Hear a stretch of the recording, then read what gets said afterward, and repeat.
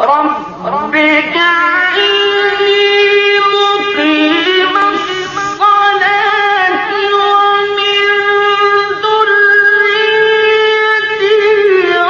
ربنا وتقبل دعائي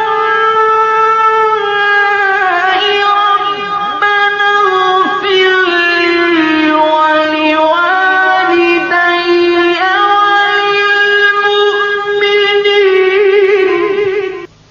ربنا اغفر لي ولوالدي وللمؤمنين يوم يقوم الحساب. الحمد لله الذي خلق كل شيء بقدر الذي أمات كل شيء وحشر والصلاة والسلام على سيد الأنبياء والمرسلين وعلى آله وأصحابه أجمعين. أما بعد فأعوذ بالله من الشيطان الرجيم. بسم الله الرحمن الرحيم. وقال ربكم ادعوني أستجب لكم. وقد قال النبي صلى الله عليه وسلم الدعاء مخ العبادة. صدق الله وصدق رسوله النبي الكريم ونحن على ذلك لمن الشاهدين والشاكرين والحمد لله رب العالمين. محترم دوستو عزیزو، دنیا کے اندر کوئی بھی انسان ایسا نہیں جو کسی نہ کسی پریشانی میں مبتلا نہ ہو. ہر بندے کو کوئی نہ کوئی پریشانی ضرور لاحق ہوتی ہے، گھریلو لحاظ سے ہو یا باہر کے اعتبار سے، مالی لحاظ سے ہو، کاروبار کی ہو، بیماری کی ہو، ویسے ہی ذہنی ٹینشن، ڈپریشن ہو. ہر بندے کو کوئی نہ کوئی پریشانی ضرور ہوتی ہے، کیونکہ مخلوق ہے اور اللہ تعالیٰ نے اسی کو جس کام کے لیے پیدا کیا ہے اس کام کے اندر اگر کوتاہی کرے گا تو پریشانی ضرور ہوگی. اگر دنیاوی کوئی پریشانی نہ ہو لیکن کم از کم آخرت کے عذاب کی پریشانی تو ہو سکتی ہے. تو ہر بندے کو کوئی نہ کوئی پریشانی ضرور ہوتی ہے. تو پریشانیوں کا حل کیا ہے؟ ایک تو حل وہ ہے جو تمہارا دماغ تمہیں بتائے، تمہارا ابا اماں تمہیں بتائیں، تمہارے لوگ، تمہارے ماہر لوگ آپ کو بتائیں. لیکن ایک علاج وہ ہے جو خود رب العالمین نے بتایا. حضرت مولانا الیاس رحمہ اللہ کے پاس ایک شخص آیا، آ کر کے شکایت کی کہ حضرت قرضہ ہے، بہت زیادہ پریشانی ہے، کیا کروں؟ تو حضرت نے فرمایا کہ آپ کو ایسا نسخہ دیتا ہوں، اگر اس نسخے پر اگر آپ نے عمل کیا تو آپ کا قرضہ تو کیا کوئی بھی پریشانی ہوگی ہر حال میں دور ہو جائے گی. بولا وہ نسخہ کیا ہے؟ بولا نسخہ یہ ہے وقال ربکم ادعونی استجب لکم. آپ اپنے رب کو پکارو تو اللہ تعالیٰ تمہاری دعاؤں کو قبول فرمائیں گے. بیماری ہے، آپ ڈاکٹر کے پاس جاتے ہیں، کوئی پریشانی ہے کسی ماہر کے پاس مشورے کے لیے جاتے ہیں، تو اسی بیماری سے بچنے کے لیے، اس پریشانی سے بچنے کے لیے پہلے اللہ تعالیٰ کی طرف رجوع تو کرے. تو اگر اللہ رب العالمین کی طرف رجوع کیا تو اللہ تعالیٰ ضرور آپ کے لیے اس پریشانی سے نکلنے کا راستہ نکالیں گے. زاد المعاد کے اندر ایک حدیث مبارکہ ہے کہ کیا آپ یہ چاہتے ہیں کہ آپ ایسے بن جائیں کہ جب آپ کہیں کہ یا رب یا رب یا رب، اے اللہ اے اللہ اے میرے پروردگار، تو فوری طور پر اللہ تعالیٰ تمہیں جواب دے کہ لبیک یا عبدی سل تعطی، اے میرے بندے میں حاضر ہوں، کیا چاہیے بولو تو اب کو دوں. کیا آپ ایسا بننا چاہتے ہیں؟ تو بندے نے عرض کیا کہ اے اللہ کے رسول میں ضرور ایسا بننا چاہ رہا ہوں. تو رسول اللہ صلی اللہ علیہ وسلم نے اس کو 3 چیزیں فرمائیں کہ اپنے کھانے کو پاکیزہ بنا، لوگوں کے ساتھ انصاف کے ساتھ رہ، اور اخلاق کا برتاؤ کر. یہ 3 چیزیں. پہلے نمبر پر یہ کھانا اپنا پاک رکھ، صاف ستھرا رکھ. جب تیرا کھانا پاک ہوگا تو اللہ تعالیٰ سے جو کچھ مانگے گا اللہ تعالیٰ وہ عطا فرمائیں گے. ایک حدیث شریف میں آتا ہے کہ کچھ لوگ بکھرے بالوں والے ہوتے ہیں، پھٹے کپڑے والے ہوتے ہیں، لیکن جب اللہ رب العالمین کے قسم کھا کر کے کچھ کہہ دیتے ہیں تو اللہ تعالیٰ ان کی قسم کو ضرور پورا کر دیتے ہیں. ایک بزرگ نے قسم کھائی کہ آج کے دن میں ہر حال میں بارش ہوگی. اللہ تعالیٰ نے اس کی قسم پر بارش کو برسا دیا. تو جب آپ کا کھانا پاکیزہ ہو، یعنی کھانے پر نظر رکھو کہ آپ جو کچھ کھا رہے ہیں یہ جائز ہے ناجائز ہے، تمہاری آمدنی، تمہارا پیسہ، تمہارا کاروبار حلال کا ہے یا حرام کا ہے. اور انسان کی لاپرواہی کی وجہ سے سب سے زیادہ پکڑ بھی اسی پوائنٹ پر ہوتی ہے. جو بھی آمدنی ہے اس کے اندر حلال حرام کی پرواہ نہیں کرتے، بھلے چھوٹے طبقے کا آدمی ہو یا بڑے درجے کا آدمی ہو، ہر ایک کسی نہ کسی طرح سے ڈنڈی مارتا ہے. تو جب خیانت کرو گے تو پھر اللہ تعالیٰ کی طرف سے رحمت کہاں سے آئے گی؟ تو دعاؤں کے قبولیت کے اندر سب سے بڑی رکاوٹ یہی گناہ ہوتے ہیں. آپ نے جب گناہ کرنا شروع کیا نا تو پھر اللہ تعالیٰ کی طرف سے رحمت کا دروازہ بند ہو جاتا ہے. جیسے دعا کو جان اوپر جانے سے ہی وہ گناہ روک دیتے ہیں، وہ دعا اس لائق ہی نہیں ہوتی کہ وہ اوپر جا سکے. حضرت موسیٰ علیہ السلام کو لوگوں نے بولا کہ حضرت بارش نہیں برستی، قحط سالی ہو گئی ہے، تنگ حالی ہے، کیا کریں؟ تو حضرت نے فرمایا کہ سارے مل کر کے چلو اللہ تعالیٰ سے دعا کرتے ہیں. حضرت موسیٰ علیہ السلام قوم کو لے کر کے باہر آئے خالی میدان کے اندر، وہاں جیسے بیٹھے تو وہاں دعا کرنے لگے. وہاں پہنچ کر کے کہتے ہیں اللہم اغفر لنا، اے اللہ ہمیں معاف کر دے، اے اللہ ہمیں معاف کر دے. استغفار کر رہے ہیں اللہم اغفر لنا، اللہم اغفر لنا. تو کسی نے عرض کیا اے اللہ کے رسول ہم یہاں بارش کے لیے آئے ہیں، بخشش کے لیے نہیں. تو حضرت موسیٰ علی نبینا علیہ السلام اللہ کے نبی نے فرمایا کہ بارش کا رکنا ہمارے اعمال کی وجہ سے ہے. اصل بنیادی چیز ہے اللہ کے ناراضگی، معافی کے اندر اللہ راضی ہو جاتے ہیں، پھر اللہ تعالیٰ کی طرف سے رحمت اور بارش برسنے لگے گی. جیسے حدیث شریف میں آتا ہے کہ اللہ کے نبی صلی اللہ علیہ وسلم نے فرمایا اگر آپ نے استغفار کو لازم پکڑ لیا، اگر آپ نے استغفار کو لازم پکڑ لیا تو اللہ تعالیٰ آپ کو 3 انعام عطا فرمائیں گے. ایک یہ کہ آپ کو ہر تنگی سے نکلنے کا راستہ عطا کریں گے. کوئی کسی طرح کی تنگی ہو، کسی بھی طرح کی پریشانی ہو، اللہ تعالیٰ سے نکلنے کا کوئی نہ کوئی راستہ عطا کریں گے. اور ہر غم اور پریشانی سے آپ کو آزادی ملے گی. کوئی بھی کسی طرح کی پریشانی ہو اللہ رب العالمین اس کو ختم کر دیں گے. وَيَرْزُقُ مِنْ حَيْثُ لَمْ يَحْتَسِبْ، ایسی جگہ سے اللہ تعالیٰ کی طرف سے آپ کو رزق ملے گا جہاں تمہارا وہم و گمان بھی نہیں ہوگا. تو حضرت موسیٰ علیہ السلام نے کیا کیا؟ جا کر کے استغفار کرے اللہ ہمیں معاف کر دے. تو مقصد یہ ہے کہ ہماری دعاؤں کا آسمانوں تک نہ جانا، قبول نہ ہونا، ان کے اندر بھی بڑا سبب ہمارا اپنا کردار ہوتا ہے، بدعمالی ہوتی ہے. تو اگر آپ کا کھانا حلال ہوگا، حرام سے اپنے آپ کو بچاؤ گے تو پھر اللہ تعالیٰ آپ کی دعاؤں کو قبول بھی فرمائیں گے.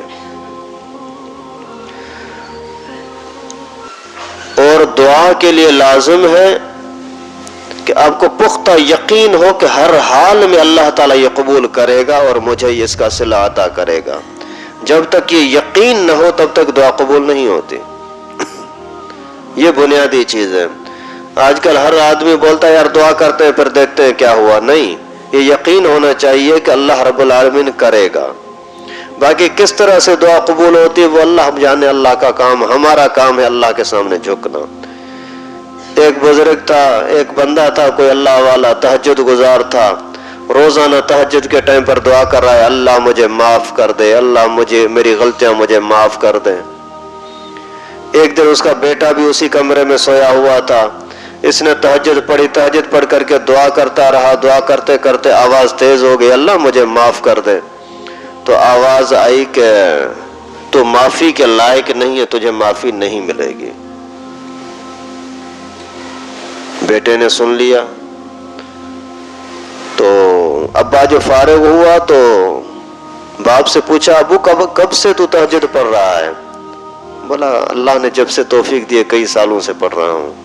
ابو میں نے تو آج یہ آواز سنی، پھر تیرے اسی تہجد پڑھنے کا فائدہ کیا؟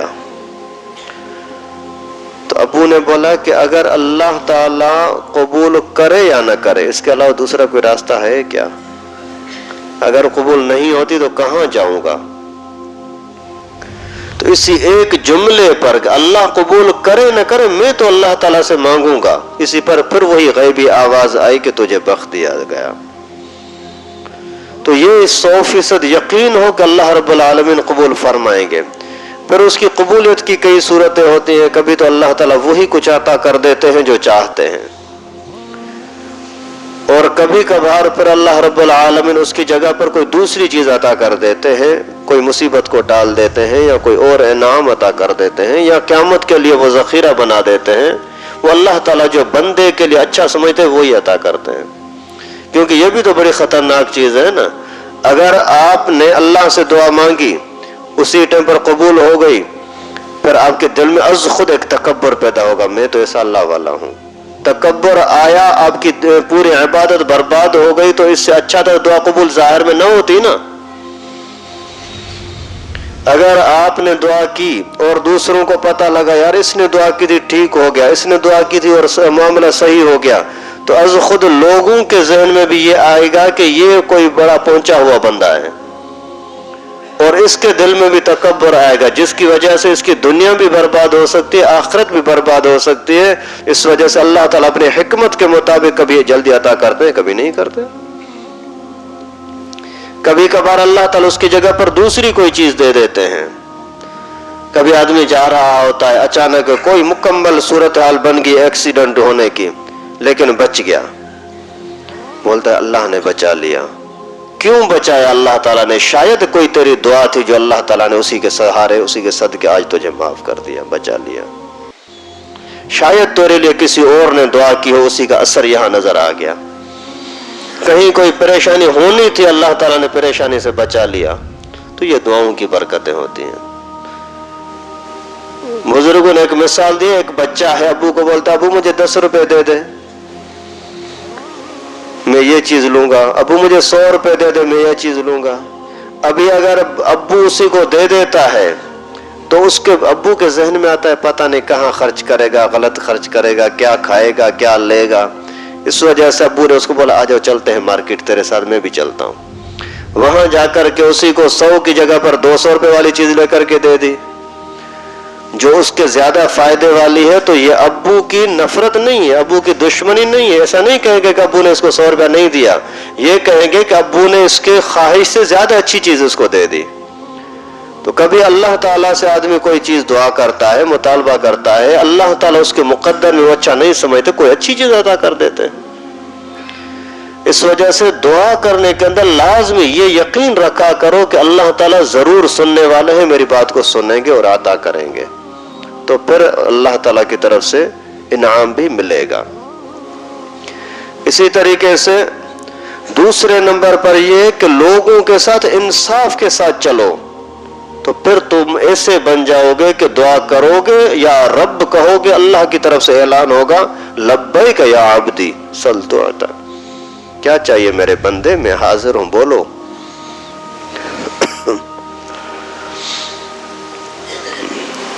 یا رب، رب کے لفظ کے اندر بھی عجیب مزہ ہے۔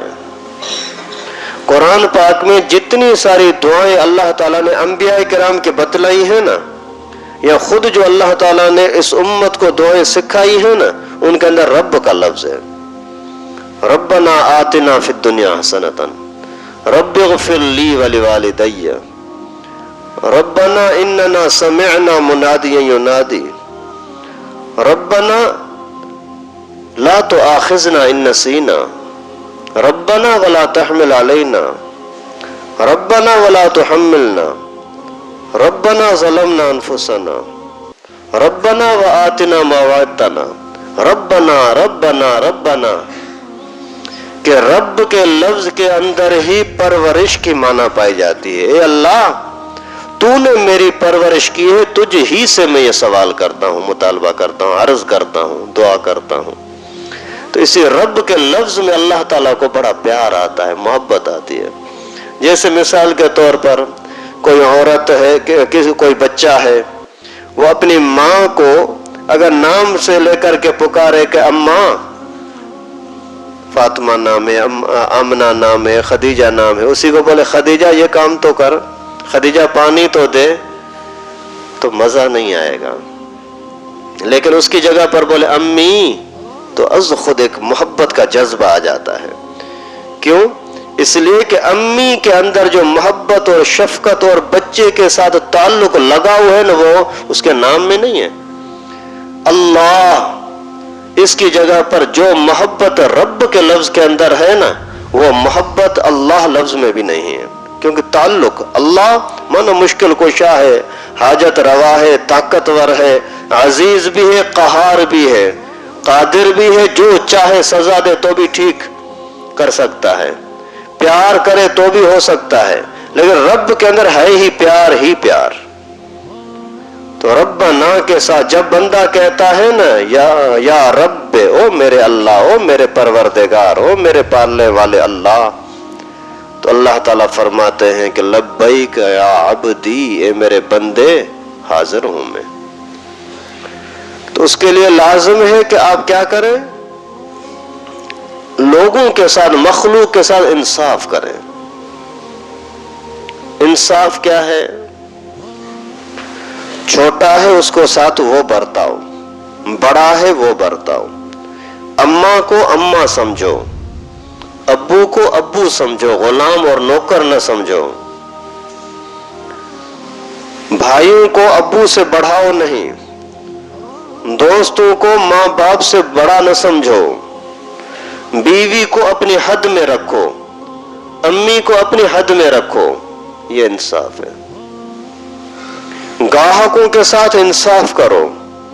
یہ نہ کہ یہ بے سمجھ ہے تو اس کو لوٹ لو، یہ سمجھدار ہے تو اس کے ساتھ اور برتاؤ. تو اولاد ہے ان کے ساتھ برتاؤ اچھا انصاف کا. بیٹا ہے تو اسی مناسبت سے، اور بیٹی ہے اسی مناسبت سے. یہ نہ کہ ان کی محبت میں آ کر کے اللہ کے دین کے ساتھ ناانصافی کر بیٹھو. بیٹی بولتی ہے مجھے تو ٹچ موبائل چاہیے، مجھے اس طرح کا پروگرام دیکھنے ہیں. ہاں ٹھیک ہے دے دو. بیٹے کا پتہ ہے کہ یہ نماز نہیں پڑھ رہا اور آپ اس کی طرف توجہ نہیں کرتے. یہ اللہ کے ساتھ، دین کے ساتھ ناانصافی ہے. اللہ تعالیٰ کی طرف سے یہ بھی امانتیں ہیں، خیانت کرنا بڑا خطرناک ہوگا. تو لوگوں کے ساتھ انصاف کرتے رہو، اللہ تعالیٰ تمہاری دعائیں قبول کرے گا. حضرت عمر رضی اللہ تعالیٰ عنہ کے زمانے میں زلزلہ آیا. حضرت عمر کے ہاتھ میں کوڑا تھا، اٹھا کر کے یوں زمین پہ مارا، خبردار رک جا، کیا زمین میں نے تجھ پر انصاف نہیں کیا کہ تو لرز رہی ہے اور لوگوں کو خوف دلا رہی ہے. اسی ٹائم پر زلزلہ ختم ہو گیا. انصاف ہوگا تو پھر اللہ تعالیٰ آپ کی دعائیں بھی سنیں گے. انصاف ہوگا، مخلوق کے ساتھ انصاف. ایک مرتبہ آگ آ رہی تھی، آگ جلتی جلتی تیزی کے ساتھ شہر کی طرف، مدینے کی طرف آ رہی ہے. حضرت عمر رضی اللہ تعالیٰ وہی کوڑا اٹھا کر کے باہر نکل دوڑے آگ کی طرف. رک جا، ادھر کہاں جا رہی ہے؟ کیا میں نے انصاف نہیں کیا؟ میری حکومت کے اندر تو آ کر کے یہاں لوگوں کو خوف دلاتی ہے. اور آگ واپس ہٹ گئی، بجھ گئی. یہ ہے مخلوق کے ساتھ انصاف کا اثر. لوگوں کے ساتھ انصاف کرو تو اللہ تعالیٰ آپ کو مستجاب الدعوات بنا دیں گے. جو دعا کرو گے اللہ تعالیٰ قبول فرمائیں گے. اسی طرح سے تیسرے نمبر پر اخلاق کی زندگی گزارو، بد اخلاقی نہیں. شرافت کی زندگی، اچھائی کی زندگی، بول کے اندر بھی مٹھاس ہو، بد اخلاقی نہ ہو، گالیاں بکنا نہ ہو. اگر کسی کا تعاون کر سکتے ہو جی بسم اللہ کرو، نہیں کر سکتے کم از کم دل کو تکلیف نہ دو۔ کسی نے سلام نہیں کیا، آپ سلام کر لو، سلام کیا محبت سے جواب دے دو۔ اور کھانے پینے کے معاملے میں، دسترخوان پر بیٹھنے کے معاملے میں انصاف، اخلاق، دوسروں کے ساتھ اچھائی کا برتاؤ، جب یہ تین چیزیں آپ کے اندر آئیں گی تو حدیث مبارکہ میں آتا ہے آپ مستجاب الدعوات بن جائیں گے، جو دعا کرو گے اللہ رب العالمین وہ قبول فرمائیں گے۔ لیکن ہم نے دعا کو تو بالکل ہی چھوڑ دیا ہے۔ توجہ کے ساتھ دعا کرنا کہ اللہ تعالی ہی سے ہوگا، کہیں اور سے نہیں ہوگا، اس کی طرف ہماری توجہ نہیں ہوتی، بس ٹائم پاس دعا کر لیتے ہیں۔ تو دعا کرنا طریقہ سیکھو، بالکل دلی تعلق اور توجہ کے ساتھ۔ جب لوگوں میں ایک دوسرے کے ساتھ بات چیت کرنی ہوتی ہے تو کتنا سوچ سوچ کے بات کرتے ہیں۔ کوئی غلط جملہ بول دوں گا تو لوگ کیا کہیں گے، چریا ہو گیا ہے، پاگل ہو گیا ہے۔ جب اللہ تعالیٰ کے سامنے بات کرنی ہے تو پھر سوچتے نہیں ہیں کیوں؟ اس وجہ سے اللہ کے سامنے ساری چیزیں اللہ کے سامنے رکھو۔ بچے کو پریشانی ہوئی، اس کو سبق دو، اللہ تعالیٰ سے دعا کر، پانی پر دم کر کے سورہ فاتحہ پڑھ کر کے پی لے، اللہ تجھے شفا دے گا۔ آپ کی گھر والوں نے، بیوی نے، کسی نے بھی کوئی پریشانی کی، آپ کو شکایت کی، آپ اس کو پہلے اللہ کی طرف رخ کراؤ۔ بولتی ہے کہ بچے کو ڈاکٹر کے پاس لے جانا ہے، اس کو بولو پہلے اس کو سورہ فاتحہ پانی پر پڑھ کر کے دم کرو، پلاؤ اس کو، اللہ خیر کرے گا، انشاءاللہ ٹھیک ہو جائے گا۔ اگر وہ کہتی ہے کہ اگر ٹھیک نہیں ہوا تو یہ جملہ خطرناک ہوگا، اس کو بولو آپ پلاؤ تو صحیح، خیر پلا دیا، پھر بھی اگر شفا نہیں ملی ظاہر لحاظ سے پھر اس کو بھلے لے جاؤ، لیکن اللہ کی طرف توجہ دلاؤ۔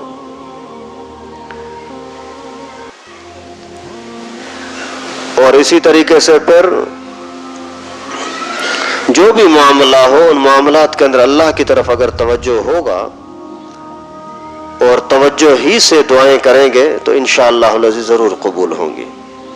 دعاؤں کی قبولیت کے اوقات کون سے ہیں؟ علماء نے بہت سارے احادیث مبارکہ سے چن چن کر کے نکالے ہیں۔ مسجد میں جو دعا کی جائے وہ قبول ہوتی ہے، قبلہ رخ ہو کر کے جو دعا کی جائے وہ قبول ہوتی ہے، دعا کر کے پھر چہرے کے اوپر جو ہاتھ گھمایا جائے یہ دعا قبول ہوتی ہے۔ اور جب اذان ہو رہی ہے اس ٹائم پر آدمی دل ہی دل میں ہونٹ نہ ہلائے، زبان بھلے ہل جائے لیکن ہونٹ نہ ہلے، کیونکہ اذان کے ٹائم پر اور کام کرنا صحیح نہیں ہے، تو اس وقت میں دعا قبول ہوتی ہے۔ امام جب خطبہ پڑھ رہا ہوتا ہے جمعے کے دن تو دونوں خطبوں کے بیچ میں جو تھوڑی دیر کے لیے بیٹھتا ہے، اس وقت جو دعا کی جائے وہ قبول ہوتی ہے۔ فرض نمازوں کے بعد جو دعائیں کی جائیں وہ قبول ہوتی ہیں، اور جو اجتماعی کہیں بھی دعائیں کی جاتی ہیں وہ دعائیں قبول ہوتی ہیں۔ قرآن پاک کی تلاوت ختم کرنے کے ٹائم پر جو دعا کی جائے وہ ضرور قبول ہوتی ہے۔ اس وجہ سے جب بھی قرآن پاک کی تلاوت کرتے ہو، بھلے 5 منٹ 10 منٹ، اس کے بعد بڑی محبت کے ساتھ اللہ کی طرف توجہ کر کے اللہ تعالیٰ سے دعا کرو، اللہ تعالیٰ وہ دعا قبول فرماتے ہیں۔ تو دعا کو آداب کے ساتھ کریں، اللہ کے سامنے اپنا ٹینشن پریشانی رکھیں، اللہ تعالیٰ ضرور آپ کا معاملہ حل فرمائیں گے۔ ایسی جگہوں سے آپ کے مشکلات حل ہو جائیں گی جہاں آپ کا وہم و گمان بھی نہیں ہوگا۔